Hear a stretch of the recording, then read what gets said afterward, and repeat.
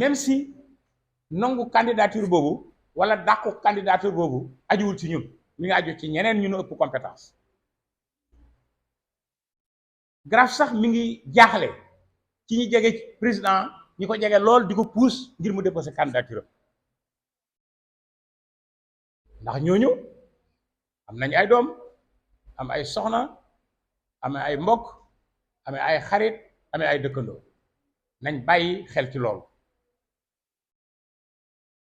grâce sax mi ngi wax aussi lenn ci opposition bi rawatina Ousmane Sonko am na droit circuler fu ne ci réew mi waaye nag na yëglu ci force de l'ordre yi te bañ leen a manqué respect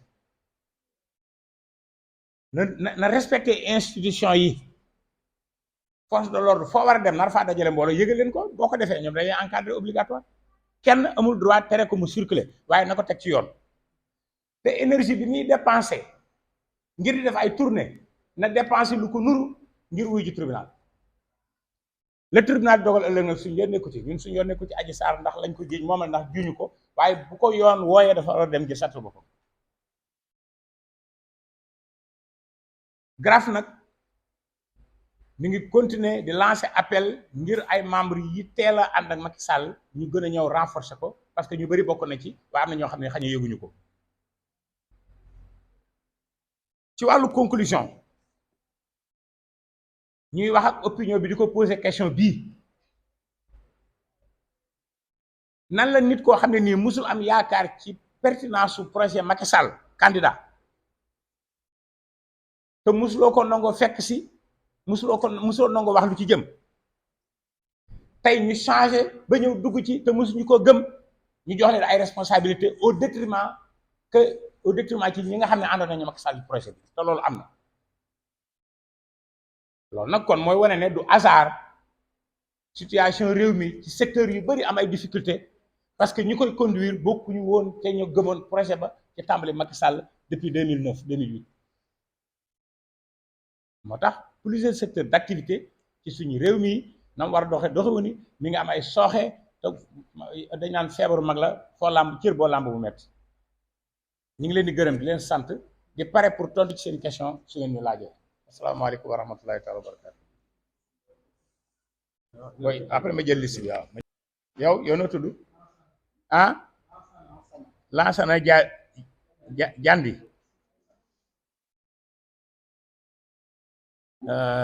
RDV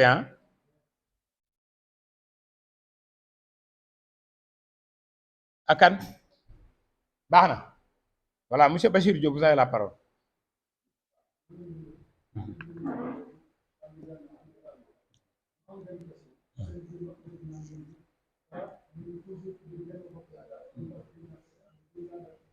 waaw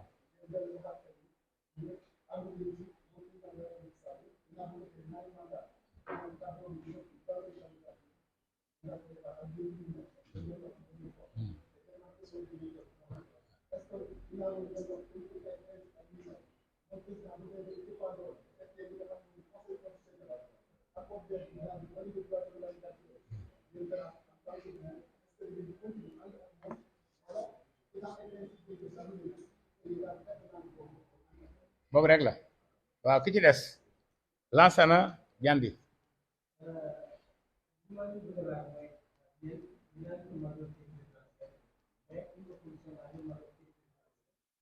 ah waaw dañ ko validé majorité wax na ko non da nga naan am nañu ko ci wax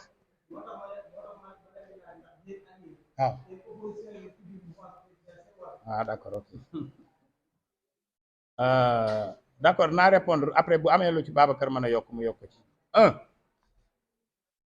mooy dafa des keneen waaw noo tudd waxal yow vas-y waaw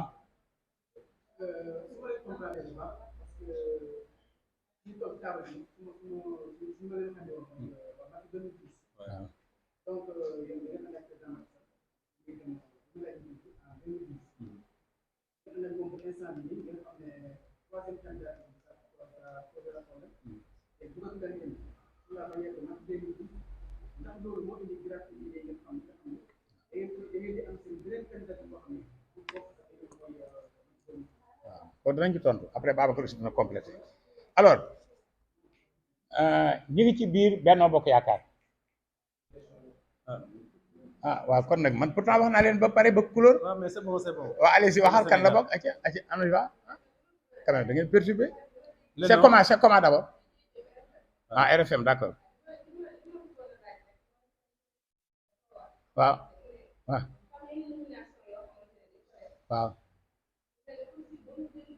waaw ok d'accord.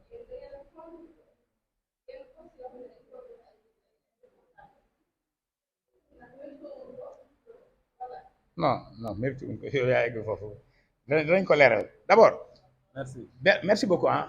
Benno Bokk Yaakaar ñu ngi ci mais bu ñu ne dinañ présenter candidat 2024 su conseil constitutionnel daga ne candidature Macky Sall mën nañu ànd ak moom na nekk suñu candidat c'est pas exclu mais dañu wax ne ñu ngi ci biir majorité présidentielle mais ñun encouragé wuñu candidature Macky Sall mais yoon may na ko en tant que citoyen mais bu ñu xamee fàttaliku li xewoon 2011 te ñun ñu ànd na Macky Sall di xeex candidature Abdoulaye Wade mais y avait beaucoup de dégâts lu mel noonu yéene waat wuñ ko Sénégal comme si conseil constitutionnel mën naa dogal ne candidat la dara du xew comme mën na dogal ne du candidat dara du xew loolu moom beneen affaire xam nga egguñ ci mais ñu ngi ci mouvance présidentielle et on l'assume génnaguñu waaye tey buñ ne dinañ am candidat bu fekkee wut na même Benno mën naa am candidat yu bëri pare ñu def ñu waxtaan seen biir mais ñun danañ am candidat kan lay doon xaw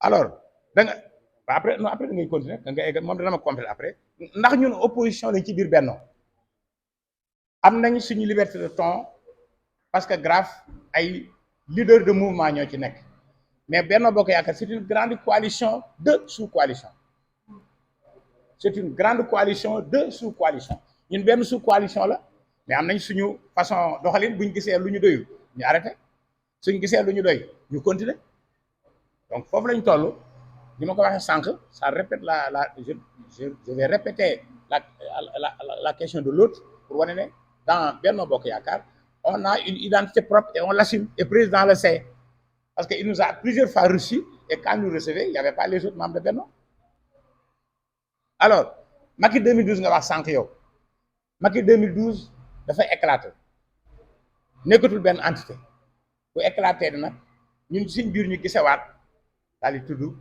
GRAF on fait partie des premiers alliés du candidat Macky Sall et même du président Macky Sall dès le début de son magistère et enfin ajaratu li nga wax ci affaire nomination yi bu fekkee dañ ne ñoom mérité wu ko dafa mel ne ñun ñoo ko mérité non ñun dañu attirer attention opinion bi ci ne projet bi ba mu koy teg am na ñu ko gëmoon am na ñu ko weddi woon léegi bu ñu demee ba ñu koy weddi woon di ko conduire ñi ko gëmoon ñu bàyyi leen il y a pas partage de responsabilité c'est pas partage de fromage c'est partage de responsabilité d'accord Babacar tu peux compléter voilà par rapport aux autres questions. Merci. Je crois que ceux qui ont eu à me suivre les journalistes qui ont eu à me suivre il y en a que je connais depuis longtemps qui ont eu à me suivre depuis 2012 pour parler des nominations dont elle a fait acte, dont elle a signalé. Quand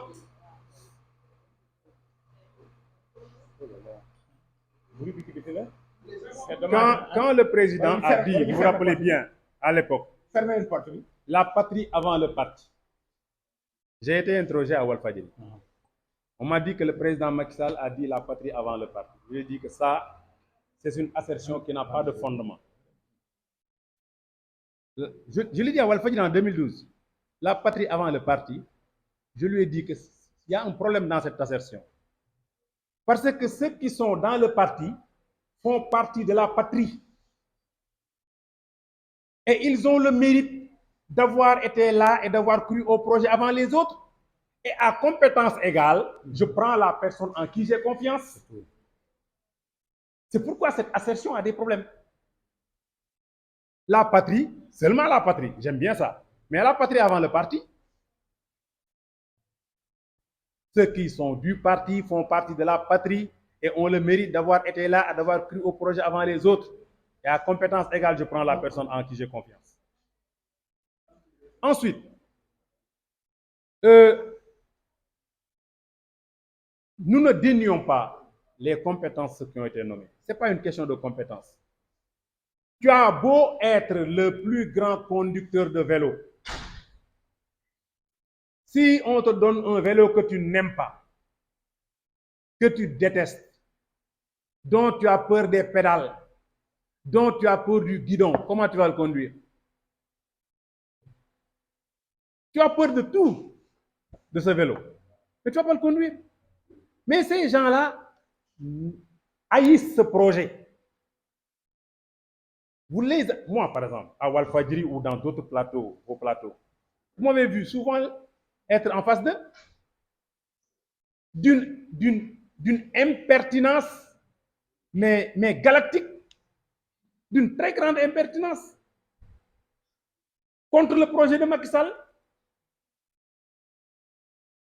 Ça veut dire qu'ils n'ont développé aucune acuité à conduire ce projet. Toutes les compétences qu'ils ont développées, c'est tirer et contredire le projet. Et vous lui demandez de faire ce projet. C'est comme si vous demandez à quelqu'un qui ne croit pas au beignet, qui ne cherche pas à savoir beignet nous qui ne cherche pas à savoir comment ça se passe, qui ne cherche pas à savoir si ça doit avoir de la farine ou pas. Et un jour tu dis, bon, écoute, maintenant, bon, vous qui faisiez tout le temps les beignets, mettez-vous là. Maintenant, c'est celui-là qui va faire les beignets. Il va le faire comment? Il ne sait même pas si avec de la farine de mil ou de la farine importée qu'il va faire ça. C'est ça notre problème. Je dis, les problèmes que nous vivons actuellement, c'est parce que nous... Mais récemment, un ministre a dit, oui, la poste, il faut dégraisser. Comment un ministre peut dire ça? Il faut dégraisser à la poste. Mais on aime un manager, ce n'est pas pour qu'il dégraisse. Ça, c'est facile.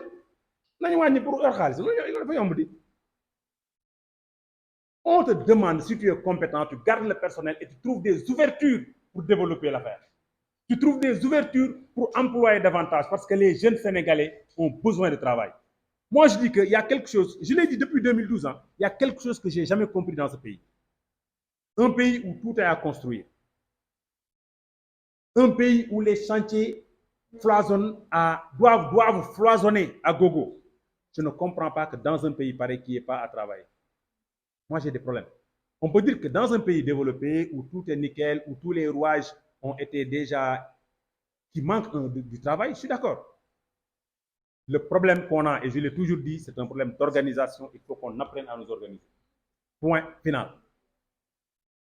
Voilà. J'espère que Allah a très bien répondu aux autres questions. C'était un complément. Je vous remercie. La séance est levée. Merci. Ou bien il y a des intrus en aparté, il n'y en a pas. Am na en retard hein, pour le français là. Voilà.